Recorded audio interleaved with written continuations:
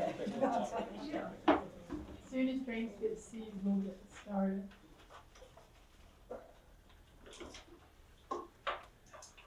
James, thank you so very much for coming today and talking to us about Glory of Spain. We're all really excited to hear about it. So James is the Associate Curator for European Art, and he's graciously come by to tell us about this exhibition, and thanks so much. And so we'll let you remind them when you joined the staff here. I joined the staff mid-September. Okay. I'm still new and very glad to get started and to meet all of you, for instance, in the context of curating this exhibition. So he's jumped in, and this is going to be his first great big show here at the museum. So we'll wait for when we're in the galleries. We're going to look forward to hearing you there. Nothing like starting small. Right? Yeah. I just shot right into it. No, it's good. And before James came here, he was at the Capodimonte Museum in Naples. Oh, wow. You remember the Michelangelo show? Yes. The Capodimonte. Yes. I was one of the people on the other end of that exhibition. Yeah. Oh, I love Naples. Parli italiano bene? Sì, un po'. Io. Okay. Un pochino. Va bene. So would you like to go Yes, and get started? yes. Well, I've already been introduced. Thank you very much. Glad to see all of your faces Is this here. a catalog? It is. This is the catalog for the exhibition. Every object in the catalog will be in the exhibition. Oh, great. Okay. And then we also have, now that it's on my mind, in addition to the circa 220 works which comprise the exhibition, we have 9 more works. 8 of them by Goya, Francisco Goya, works on paper. And we've added this to the same section as what this painting is in, which is also the Duchess of Alba by Goya. And we'll actually cover it in my little PowerPoint here. And there will be those editions, are they also from the Hispanic Society? They are. Okay. Yeah. So it's all from, everything's Correct. from. Every object is from the Hispanic Society of America, which I'll introduce now. Why not? Okay, good. So I'll give you some of the broad outlines of what this exhibition is, what it includes, its chronological span, how it's organized, and then we'll step through each chronological section of the exhibition, which is how it will be displayed, and address some specific works of art that kind of flesh out what it is that we'll see in the exhibition. So you can see here, Glory of Spain, Treasures from the Hispanic Society Museum and Library. This is our title, unique to us. The exhibition will be coming most directly from Cincinnati, the Cincinnati Art Museum. And prior to that, it was at the Albuquerque Museum of Art in Albuquerque, New Mexico. This hoard of treasures from the Hispanic Society as a touring exhibition first opened at the Prado Museum in Madrid in 2017. So at present, we're the last venue for this touring exhibition, although more venues could be added in the future. The occasion for the Hispanic Society to loan all these works is that they're renovating their facilities. So the Hispanic Society, and please stop me if there's any questions throughout, this doesn't have to be so formal. I will say too, just to give you a scope of the exhibition, we have about 220 artworks. It's a very rich presentation of media. We have painting, sculpture, textiles, works on paper, metalwork, jewelry, illuminated manuscripts, books, etc. Lacquerware, maiolica. So we're going to get the full span. And chronologically, the exhibition spans 4,000 years. So we'll start with some of the works from antiquity, and it takes us all the way up till the early 20th century. So it's kind of vast in chronological scope. It's very rich in terms of what it's offering regarding media, and we'll get the best examples from these time periods, from antiquity to the modern period, in all these media, which is great. The Hispanic Society itself is a museum and library. It was founded by Archer Huntington in 1904 and opened to the public in 1908. It's a museum. It's located in Upper Manhattan. It's one of the lesser known treasures, I would say, as far as museums go in this country. But it does possess the greatest collection of Spanish and Spanish American or vice regal art outside of Spain itself. So it's an incredible treasure. This is a photo here of inside one of the galleries of the Hispanic Society and the edifice from the exterior. Archer Huntington himself was the stepson of an American magnate, Collis P. Huntington, who owned the Central and South Pacific Railroad in California, as well as a shipbuilding company, the Newport Dry Dock Shipbuilding Company. So Archer Huntington, as the stepson, inherited an immense amount of wealth. And what he decided to do with it is to follow his passion, which was Hispanic art, culture, and literature. At the age of 19, so 1889, he made his first trip to Mexico, and it was there where his passion for Hispanic art, loosely, the term Hispanic being loosely used here, was sparked. So he began to collect books first, and he has hundreds of thousands of books. The museum itself has 750,000 objects, which is, 10 times what we have. We have about 70, if I understand correctly, 70,000 works. And he continues to collect. He opens the museum in 1908, and he displays all of his treasures there. So he's very much in the same mold as a Morgan or a Frick or any of these other collectors in New York. He's from New York himself at the time, that are amassing world-class collections from their immense wealth. So let's step through the 6 sections of the museum as they're arranged chronologically. The first section here is antiquity in Spain, and then we'll move to medieval Spain, then Golden Age Spain, then vice-regal and 19th century Latin America, and we can talk about those terms if you want to make sure everyone's clear. And then the 5th section is the Enlightenment in Spain, which is primarily the 18th century, and then finally modern Spain. So for antiquity in Spain here, these are our earliest objects. You can see top left from the bell beaker culture, 2400 to 1900 BC. These are our earliest objects. They're earthenware. You can see that both the exterior and portions of their interior have been scratched with geometric designs, and then white clay rubbed within those cracks, and then it was fired. This is what gives it the aesthetic. The claim to fame for the bell beaker culture, which a bell beaker is supposed to be descriptive of what a lot of their vessels look like, an upside down bell. They're famous for developing the practice of copper metallurgy in the region of Portugal, and then moving throughout Western Europe. We don't know a lot about them, but we do know that they made these quite magnificent earthen vessels at a very early date. Then we can move forward in time closer to the current era with our Celtiberian works of jewelry down here, which are also absolutely exquisite. We call them the Palencia Hoard because they were excavated near Palencia, which is in the region of Seville, in the 19th century. There's 3 rings here, neck rings or torques as you call them. You would have worn them around your neck, and they're made of gold, silver, and electrum, which is a naturally occurring alloy of gold and silver. And then bottom left, you see a tiny little object there. That's a fibula to hold together a cloak, and then 2 spiral bracelets. These are also quite exquisite. Celtic peoples spread all throughout Europe, somewhat mysterious, have their own language, their own culture, and they're really the pre-Roman peoples that populate the Iberian Peninsula. And then moving there towards the Roman era itself, we have a torso of Diana the Huntress here. It's a partial figure, as you can see. This is what it will look like.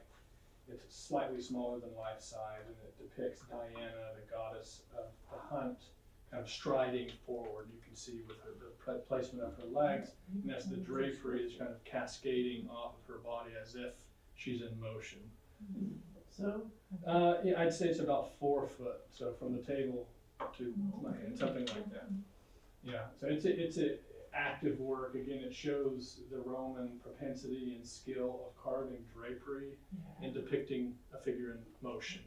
I'd say those are the 2 primary attributes of this work that so much of Western art, right afterwards, is looking back to. Scoot back through here so I can see. So moving from antiquity, the antiquity section to the medieval section, I've selected 2 works here that are emblematic both of the different media that we have represented in this section, but also some of the historical occurrences that are happening at this time. In this case, towards the middle and end of the 15th century, early 16th century.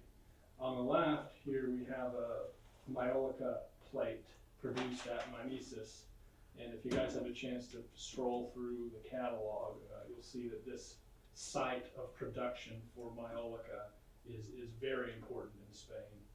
What is Maiolica?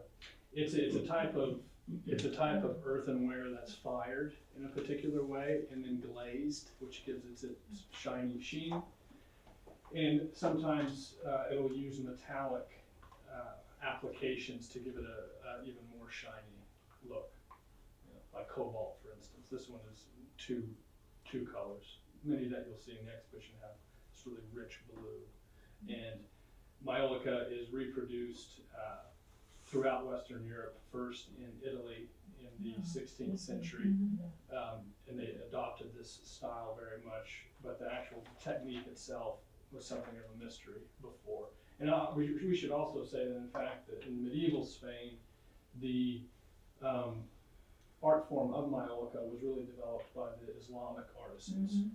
So this is a perfect example of a multicultural situation in the Iberian Peninsula, to where in this case the Islamic culture, which was flourishing and dominated and possessed, 3/5 of the Iberian Peninsula for about 800 years, contributes a lot to, in this case, a Christian work. So if you look at the plate in these concentric rings, you have the phrase Exurge Domine repeated over and over again, which is Latin for arise, O Lord, taken from the Psalms. And then in the middle of the plate, you can see that there's 2 eagles within a heraldic symbol. The eagles are somewhat generic for heraldic symbols, and we can't identify specifically all the time which family it would have belonged to because they're so profuse. But nonetheless, I've coupled these 2 objects because on the right here, we have a Hebrew Bible that was produced in Spain. And wonderful gold block lettering here of the scriptures. This is actually the book of Genesis, in fact. And you can see around it these gorgeous illuminations. At the bottom, for instance, there's a peacock. At the bottom center, blue peacock. And if you look around, there's some other forms. So again, this is another example of the cross-fertilization, in this case of manuscript illumination, between the Jewish culture and populations in Europe, in this case in Spain, as well as the Christian. If you were to put these side by side very quickly and not notice that this is Sephardic block text, you might assume this is a Christian text, right? So there's a lot of artistic cross-fertilization happening here. I paired these 2 together for our presentation now to say that, this is a Hebrew Bible. Well, with the reconquest, the reconquista of the Iberian Peninsula, which culminated in 1492 with Isabella and Ferdinand, the Jews were expelled from Spain. So this book, as well as the people that had it, moved to Portugal. And it was in Portugal for about 5 years until 1497, where then the Jews were expelled from Portugal. So you can see here that this plate on the left with the phrase, arise, O Lord, we think might be associated with the Christian reconquest of the peninsula, resulting in, for example, the expulsion of the Jews. So it's fascinating and it's at times tragic how these objects mix together, not just aesthetically, but the narratives and the historical narratives that complement them. You say it was produced prior to 1492 and taken to Portugal? Yes, Probably. exactly. Yeah, Okay. yeah. It was produced before the reconquest was completed. Upon the expulsion in 1492, it and its owners traveled to Portugal, and then 5 years later, Portugal expelled the Jews as well. And does that also have some Islamic influences in there? Of course, Yeah. yeah. Mhm. And the course. ornamentation? All the Yeah. ornamentation, you Yeah. could think of tiles on the floor, or Yeah. wall tiles. I mean, there's a metal work, right, with all of this tracery and, yeah, the floral motifs, and all of this. All of these objects would have been seen too in concert with one another. You're in a palace or a church, and a painting would be next to a liturgical vestment, which is next to a chalice, which is next to, in a manuscript that they're singing from. Did they destroy any of the Jewish art or when they expelled them? They did, and they also censored it too. So if it wasn't like, okay, we're gonna chunk this book and burn it, they might go through it and excise portions of it that the Christian authorities didn't like. And if you look at our Mazor in our medieval room upstairs, it's like 201, 202, it's an example of having been redacted to some degree throughout the text. But I would say in general, given that image prohibition was more applied to the Jewish community than the Christian, that directionality for art wasn't a very strong one. The Christians weren't overly concerned about what other works that were being produced. And of course, the Islamic cultures eventually only stick to text in their artworks and geometrical patterns, and that had emerged since late antiquity. Is that an eagle at the bottom? It's a peacock, Peacock. which is interesting because Indian, yeah. in a Christian context, the peacock is a symbol of Christ's resurrection and eternal life. Drawing from Pliny, the Elder, who's a Roman writer, historian, who describes the peacock as an animal that after it dies doesn't decay. So you see how these symbols, so it's fascinating. It's almost syncretic, if you will, the transposition of. And a symbol of Hera. Well, there you go. I mean, Juno. as far as you want to go back, Yeah. there's going to be something associated with it. A couple more objects for medieval Spain. You can see here, these are explicitly in their original meaning and context, Christian liturgical items. The left, a chalice, which marks the transition from a Gothic style to more classicizing style. You can see the stem there in the middle. There's these Gothic architectural features with little spires, rose windows, pointed arches, flying buttresses. These are all part and parcel of, prime examples of Gothic architecture. Better use some gloves when you're. Yeah, right. Yeah, you gotta be thoughtful about how you grab it. You can see along the surface of the vessel itself, though, you have this vegetal frieze, which is very classicizing. That comes from Roman antiquity, something you'd find on the outside of a Roman altar, for instance. So this is kind of a composite object marking the transition from Gothic to Renaissance. And then on the right here, a chaseable object, outer garment worn by the priest while celebrating Mass. And it's a beautiful textile. So this is an example of textile. It's red silk velvet brocade.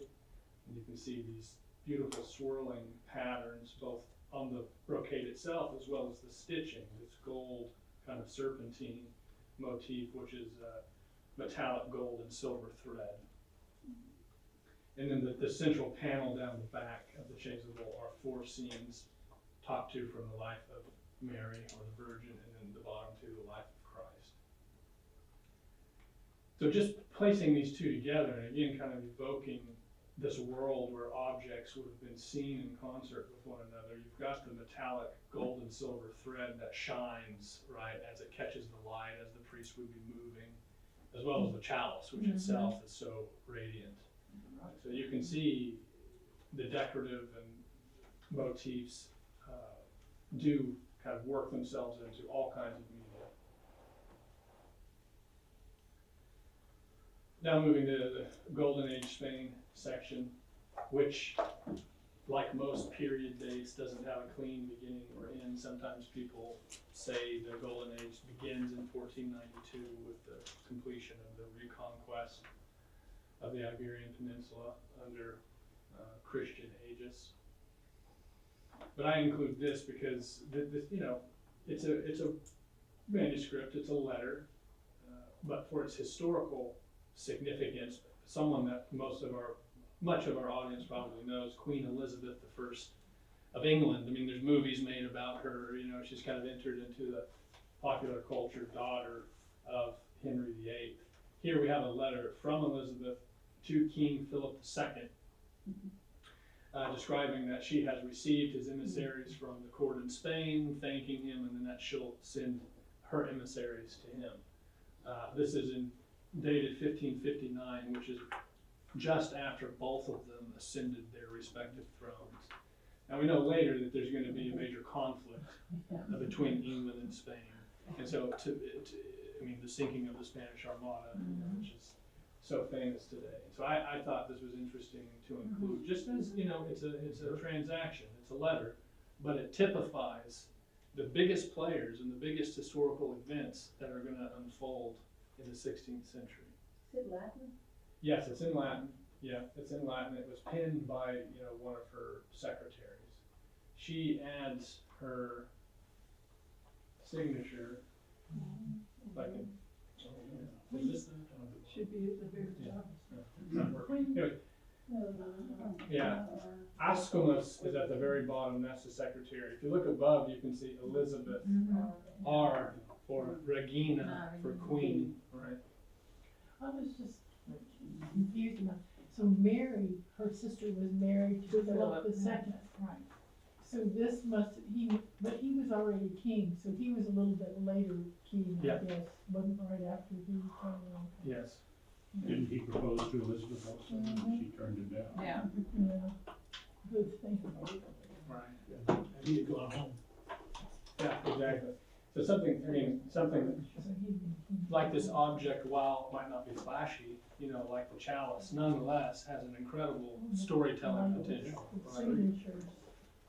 Yeah, Great for touring. Absolutely. yeah, Yeah, absolutely. you're not going to be at a lack of things to say when you give your tours. So now kind of the meat of the Golden Age section, and an important pivot point for the exhibition itself are the Golden Age paintings that we have here in the exhibition. Got 2 El Grecos for you. There's 3 El Greco paintings in the exhibition. The third, which is not seen here, is a very small miniature portrait of a man. But here, Here, I've got thank one. you.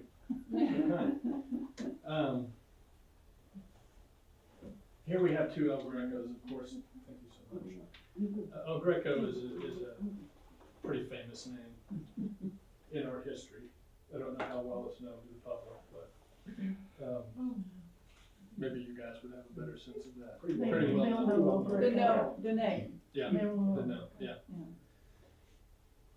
Have you seen the Theotokopoulos painting we have of the martyrdom of Saint Maurice? No. Well, it's one that when you take people on tour, it's by the son of El Greco. Yeah. And he actually is painting it after El Greco, and people do identify it as El Greco. Interesting. They'll see that, and so that elongation of figure and all that's something that That's people it. do recognize. Gotcha. Right.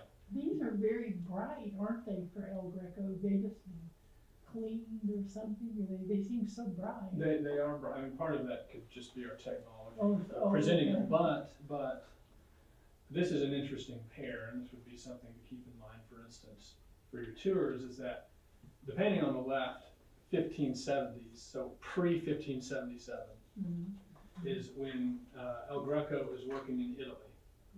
Oh, Yes, so he's absorbing the Italian style. He's learning how to transition from being an icon painter. He's from Candia, present-day Crete, which at the time was a possession of the Republic of Venice, which had close trading ties with the East. He leaves Candia 1569, 1570, and he comes to Italy. First to Venice, he studies Titian and Tintoretto, and absorbs the Venetian style, so color, this vibrant color, loose brushwork, which is associated with the Venetian school. And then he travels down to Rome, and he's in Rome several years, where he also looks at someone like Michelangelo. On the left here, we can see El Greco looking at Michelangelo's Florentine Pietà, as we say, his sculptures, which is today in Florence. The figural composition here of this tightly knit pyramid with a figure looming over in the back, and then two other figures on either side, in this case, John to the left, Mary Magdalene to the right, and his mother Mary behind him, is definitely, drawing from Michelangelo. There's no doubt about it. So my point in saying this is that this is El Greco learning the modern Italian manner, the modern style, and he's very much lapping this up. On the right, also very beautiful coloristically, is more towards the direction El Greco is going to go after he's come to Spain, 1577 afterwards, settling in Toledo, where he worked for the rest of his career, had a very successful career in Toledo. So this is a later El Greco. And you can see here again, one of these smaller format pictures. Both of these are, yay big, they're not monumental in size. El Greco's very famous for his single figure compositions, saints, things like that. Here's Saint Jerome. You can see him with his lavish red robe on that's just catching the light down there as it folds, and his red cardinal's cap behind him. He was, according to tradition, considered to be a cardinal in the church. And he's holding a stone in his hand to beat his breast because he's an ascetic. Right, he lives out in the wilderness, he doesn't eat much, he's continually praying, and we see him here gazing at the crucifix as he's conducting his translation activities. He is the one who compiles the Vulgate, the Latin compendium of a single language for the Christian Old and New Testament. So he's translating from Hebrew, Greek, etc. into Latin, so he's got his books there. The skull and the hourglass are other attributes that remind us, vita brevis, right? Life is short, so repent.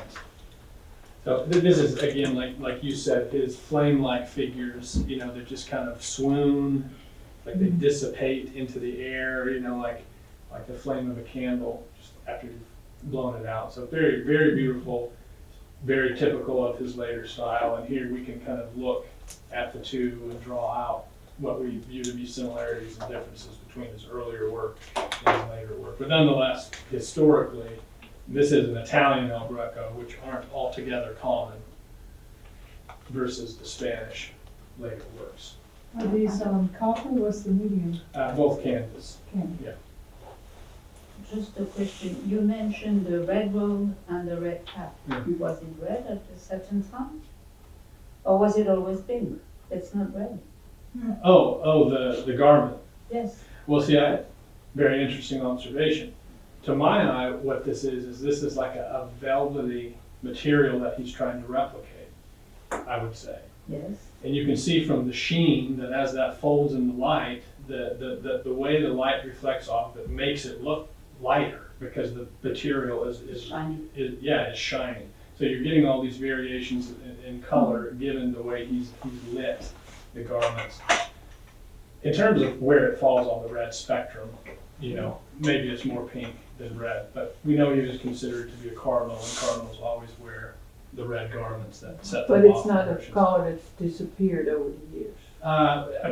Possibly. Every painting is going to be subject to that to some degree if it hasn't been cleaned. I'm sure this has been cleaned. I don't know, the conservation history of this specific painting. But it is, to me, it's just these rich tones. If you look into the folds, it's very deep Dark. crimson, right?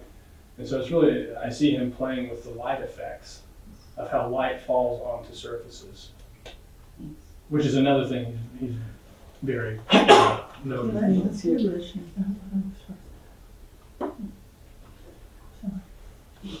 More Golden Age. This is our, in addition to Velasquez, this is really our trinity of the great 17th century Baroque Spanish painters, Zurbarán, Cano, and Murillo.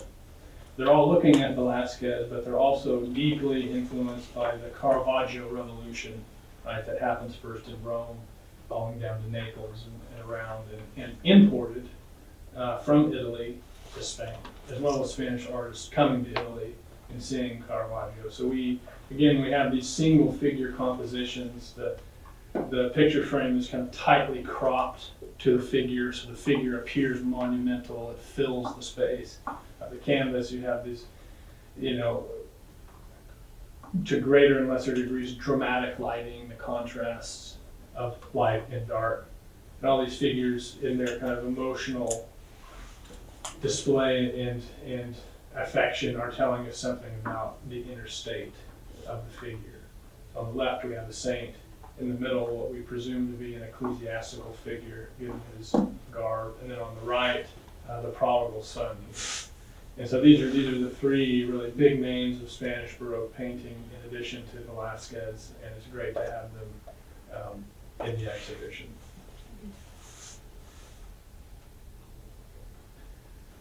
The caper is, of course, the Velasquez paintings.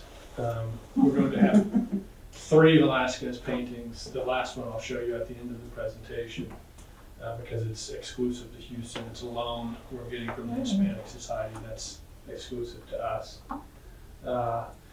On the right here is Velasquez. He's born in Seville. He comes to Madrid to be court painter of King Philip IV. It's this gentleman here, Gaspar de Guzman, or Count Duke Olivares, who brings Velasquez from Seville to the court. He was the premier of Spain, so he's the top government official within the monarchical structure. And very proudly here, Velasquez, after his arrival to Madrid, paints the man who brought him to court and allowed him to become court painter to King Philip IV, and kind of presents the Duke here in all of his stately glory, all of the different capacities he serves in the king's household. On the back table there, you see a tall conical hat. This indicates that he's a grandee of Spain, which is the upper crust aristocratic club, if you will, that's gathered around the king in his court in Madrid. He has a riding crop or whip in his right hand. You can see that vertically. I guess I have a laser pointer. This riding crop here in his right hand suggests that he's the keeper of the king's horse. So these are attributes. He's telling us how important this figure is. Here, there's a gold key in the belt, which means that he's keeper of the king's bedchamber. These are primarily symbolic titles, bestowed, the kind of the life of the king parsed out in all of these ways, and there's someone in charge to make sure it all runs well. And he's also, the word has escaped me, he's head of a knightly order here, which is where you have the green embroidery on his breast and his cape. He's clearly very proud. He's in a sparse environment, right? He's kind of standing in the corner of a room, which isn't very ornate, but these blasts of red color, the bottom left and top right, both balance the picture, but they also give it some visual punch. So the idea here is to indicate great wealth, great status, the richness of his very sober but rich, textiles. He's wearing black are contrasted, in the sparsity of the room, showing kind of his piety and his commitment to the king is counterpoised by these very rich red curtain in the top right and cover over the table. Whose signature is in the lower left? Velasquez. It is Velasquez? Oh, he's on. It's too cool. It's a beautiful from that. Oh. Then to the left here, we have a portrait of a little girl. It's not completely finished. You can see the coloring here. But it's of interest to us because it could be Velasquez's granddaughter. This would be one of only 2 paintings that he painted of portraits that he painted of non-royals. And the dates work out right that the third daughter of his daughter would fit about this age here. when he painted this portrait. So there's some intrigue around that, and the scholarship isn't clear, but it makes a good story. Will the kitchen maid be included? Not in the exhibition. One of the two portraits he painted after going to Madrid, of non-royals after going to Madrid. I'm pretty sure in the entirety of his career, he doesn't paint portraits to be portraits as such, right? If you think of his water carrier of Seville, for instance, this isn't, it's not, it's a genre picture more than it's a portrait. But that's a great observation. He does, obviously, he paints from life, right? He paints from live models. So in that sense, yeah, he's engaging models all over the place. In fact, and I don't want to overstep, I don't want to overstep my knowledge base here, but it's possible that the Met's Juan de Pareja portrait, which is one of the greatest paintings, not only that he painted, but of all time, of an African man who assisted Velasquez and was a painter in his own right. And this is the kind of Velasquez par excellence for portraiture, and that might be the only other portrait besides this one that isn't of an aristocratic person. So it's rare in that case. But again, if you get a hold of the catalog, and I'd be happy to update you, but I don't want to step beyond my memory on that point. So now we move from Europe to the New World, so to speak. Here we have vice-regal, which Spanish colonies.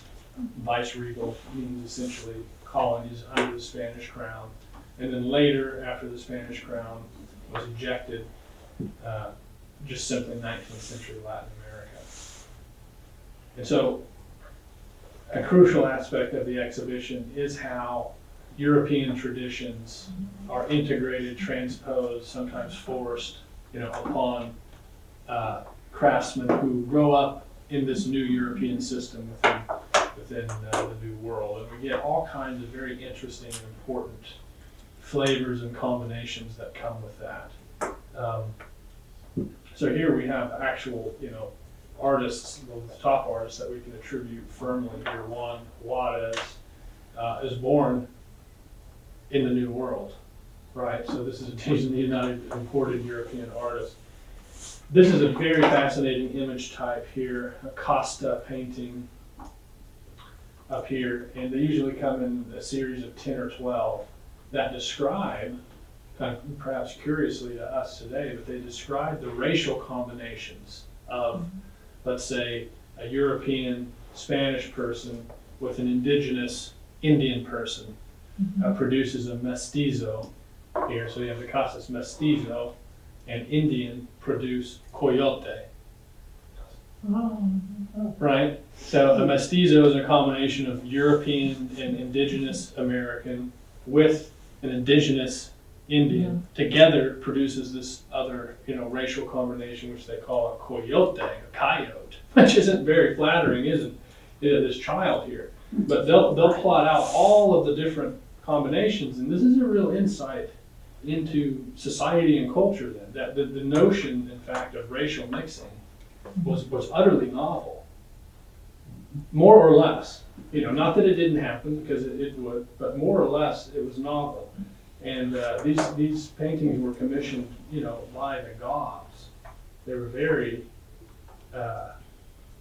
important, I would say. It's interesting how they put male only on there when you were talking about mixing.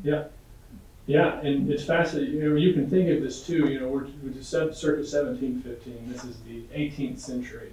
Thinking about with the Enlightenment and the moves towards classification. You have the encyclopedia. You have the taxonomies of the natural world, right, and giving Latin terms to all the species, etc. This is kind of within that line of wanting to classify the world. Did they use that in their government, like that term coyote? Because I know that for a while they had rules about what jobs you can have. So they would paint these, and then would they use those in their verbiage in government? Yes. So that was one. Yeah, that's technical language. Like mestizo, for instance, means specifically combination of a native Indian and a Hispanic you know, a European Hispanic. Mhm. Which, I mean, in a sense is extremely off-putting, but Yeah. nonetheless, Yeah, here, it is. here we have it, and these images are profuse, and they would just create them, you know, so really what it does is it's indicating the encounter of these worlds, the European colonization of this part of the world, and all the kind of strange and in some cases very lovely things that are produced from And it. they need to But classify listen, them. Yeah, Would this still be vice legal though, since we've got the Yes. classification? Yes. Yeah, okay. Because it happens in Latin America. Yeah, but it's not been here for a while. these other figures down here too, these are devotional items, from an Ecuadorian sculptor, we believe, Manuel Chile, the famous Ecuadorian sculptor. There's the four fates of man, from left to right. You have death, then purgatory, then hell, then purgatory here, and then beatitude. So these would have been kind of personal devotional items, maybe someone would have had on their home altar or something like that. And I mean, from a technical standpoint, what you see is masterfully carved. I mean, technical skill here is really on display, just the minutia of the articulation of all of the features. But it's also so dramatic, you know, and operatic, and it makes you wonder what would it have been like for these people utilizing these objects, you know, as they pray. They're like 7 centimeters, they're about that tall. Yeah, they're not very large. They're carved in the round, so they're worked all the way around. In this example here, this is, you know, they're carved from wood, they're polychrome, so they're painted. And that is a very great Spanish tradition coming from Spain, you know, wooden polychrome sculpture. We here see being made in Ecuador by an Ecuadorian artist who clearly has absorbed the visual language of European art and put it to use here within this devotional context. Which we could also say the same thing here for St. Michael Archangel. This work's larger. It's about from the tip of the top of the sword to the bottom, it's probably about 4 feet, I would say. So it's pretty large. It'll be in a case, but it's masterful. Here you have this angel again in motion, wielding the sword, vanquishing the devil below him. Michael, of course, is the military archangel. And again, wood painted. The figure is very thoughtfully realized. So we can see again that the technical skill here of what's coming out of now the New World influenced by European art in these cases is pretty astounding. And most of what we're presenting in the exhibition that was given to us by this Hispanic Society is artworks that are influenced by the art of Europe. We don't have a whole lot of, you know, non-European influenced objects. And that's a reflection of the collecting taste of Archer Huntington. Doesn't mean that the other objects aren't important, but it's an insight, historical insight into what men of, you know, his stature and time period were interested in collecting. You said the archangel is wood? Yes. Is it carved from one piece or? No. No. No. It'd be something that was. So moving from Golden Age, or excuse me, 19th century and Viceregal, we come to Enlightenment Spain. This is really the section of the exhibition devoted to Goya. Most of the works in this exhibition are Goya. Most of, you know, 2 paintings, these 2 that you can see here, and then we have 12, I believe, works on paper, drawings, lithographs, etchings of Goya, which is great because Goya is a masterful painter, but he's also very noted and important in the history of art for his production in works on paper and printing. It's a knockout masterpiece when you see it in person. How, if you haven't seen it yet before, you know, no one can do black like Goya. The different things he can do with the color black in his brush are just astounding. And all of this detailed, so we have the Duchess of Alba here. She's a noted beauty, important person surrounding the court in Spain. Again, renowned for her beauty, and in some way in relationship with Goya, the nature of which isn't exactly clear to us. But she's being displayed here on one of her family lands, kind of in this, nondescript, earth-toned background. And then she's depicted in a Baja dress, which is kind of a chic, urban, but not aristocratic garment that a woman would wear. So there's some sense of play here, right? She's donning a garment that doesn't really belong to her social class, and is kind of taking upon herself this persona. The lower portions of the dress here, all this, work demonstrating how the textile has been worked is just absolutely virtuoso. And then up here, this diaphanous black kind of veil that covers her breast and shoulders it's just slathered on there. So it works perfectly to give the effect like it's a diaphanous material, but when you get close to the painting, you're just shocked at how energetic the strokes are. So he's excellent with black. Iconographically, there's a few points that are really interesting. It's hard to see from here. In the bottom left corner, Goya has etched in the dirt the date that he painted the picture, 1797. And then just at her feet here, presumably, because the words face her, she's etched into the soil, solo Goya, only Goya. Okay? And then on her finger, she has 2 rings on 2 fingers, and one says Alba and the other says Goya.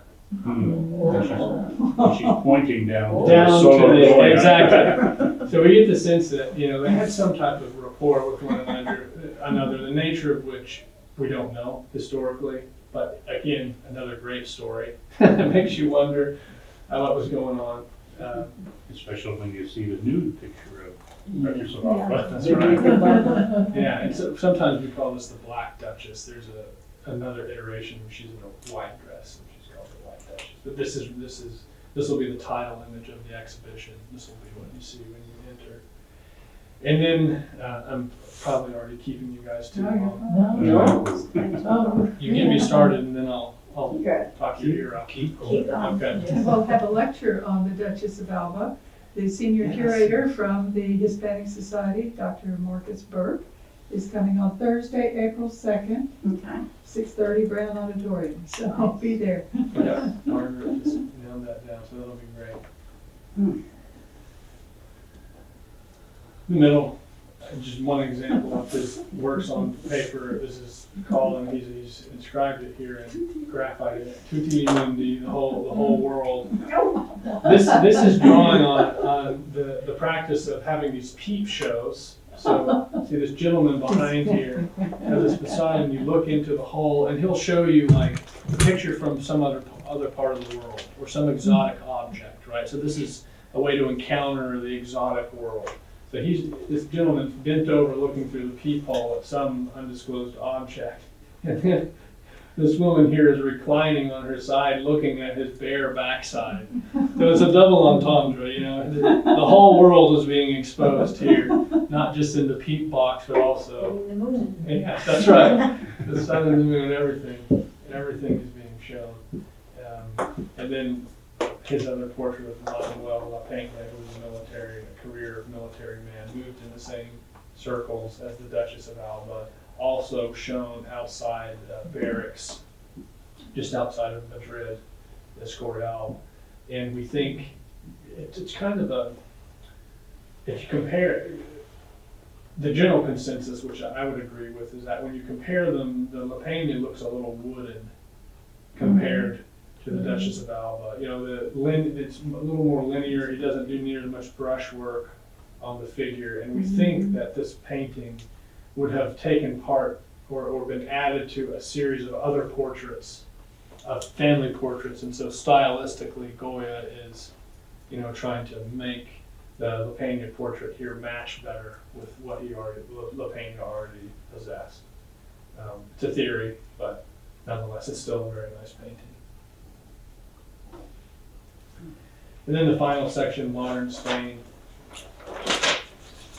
We can see on the left a sergeant here. So sergeant was an American expat, born in Florence, traveled all around, spent a lot of time in England. He went to Spain in 1879, which is just a year before he takes the idea from his encounter in Spain in 1879 back to his studio in London and made this work from his experience in Spain. That's called the Spanish dance. Has this beautiful nocturnal scene, right, with either stars or fireworks or both being shown up above. Very much looking at Whistler there. It's not super important, but we can see him in the great tradition, of the James Whistler in that case. We don't know precisely what dance he's seeing here, whether it was a flamenco or a tango. It's not decided, but nonetheless, we think that he probably did draw this from some experience that he had during his visit in Spain. And this subject is taken from when he was down near Seville in southern Spain. It's a home of flamenco. Right. Yeah, so maybe a dance person, a dance expert could nail it down, but no one's tried to do it yet, but one might suspect, right? Is that oil or watercolor? It's oil, yes, it's oil, it's oil. And then on the right here, another kind of nocturnal looking scene by a Spanish artist, Ignacio Zuloaga, lesser known than Sargent, but still critical to early mid-20th century Spanish art. Here, he has painted the actress Lucienne Breval as Carmen, the great opera of Carmen, and she is standing on the stage now, wrapped in her very luscious robes, and presumably the stage lights are what are illuminating her here, and she's got a huge smile on her face. So we know that Zuloaga painted this portrait of her playing the role of Carmen before she had actually assumed the role. So there's some type of imaginative play in hand here, knowing that Breval would act out Carmen. He painted this picture before she actually performed the opera. Zuloaga is also interesting and controversial because he aligned himself with the dictator Francisco Franco, who dies in the 70s. I don't remember the exact year. 1975. Okay. So Zuloaga dies 30 years prior in 1945. And so Zuloaga's association with Franco has somewhat tarnished his reputation with Spanish art historians, and therefore he's gotten less shrift. But you see that he's again a masterful painter, very important to the history of Spanish art. And then finally, I believe, yes, this is our MFAH exclusive, the third Velasquez in the exhibition, portrait of Camilo known as Cardinal Pamphili. So this painting also has the sitter himself is an interesting subject. This is Velasquez just painted his famous portrait of Pope Innocent X, who someone like, for instance, Bacon takes up later, horrific images, painted in 1650. So Camilo Astali is the adopted nephew of Pope Innocent X, who himself is a Pamphili, which is why he's known as Cardinal Pamphili. He's adopted as a cardinal. He is installed as what they call a nephew cardinal. So this is a nepotistic practice, literally. I mean, nipote in Italian means nephew, right? So he's the cardinal nephew, installed as cardinal nephew to look after Pope Innocent X's interests, both within the Vatican and without. But only 3 short years after this picture was painted, he was ousted from his position because he sided with the Spanish too much, according to Pope Innocent X. So his tenure was kind of meteoric, and then, an equally dramatic fall He remained a cardinal, but he was just exiled, kicked out of Rome, had to operate on the fringes. So here, this painting was cleaned in 2017, I believe. The Met and their facilities cleaned it in New York, and you can see here Cardinal Pamphili with his curly, springy, slightly oily hair and his wispy, little uncertain mustache with the cardinal's hat tilting to the side. Gives you just a little sense of impermanence, right? And maybe we're reading that into the picture, right? Kind of post his fall from grace, but nonetheless. Not extremely dignified. Yeah, and just kind of a little soft, It's wonderfully painted, but as a figure, maybe a little hard to like. I'm not sure we'd want to be friends with him. But anyhow, this will be coming to us, and it'll be next to the other Velasquez paintings in the exhibition. Is this from the Hispanic Society? Okay.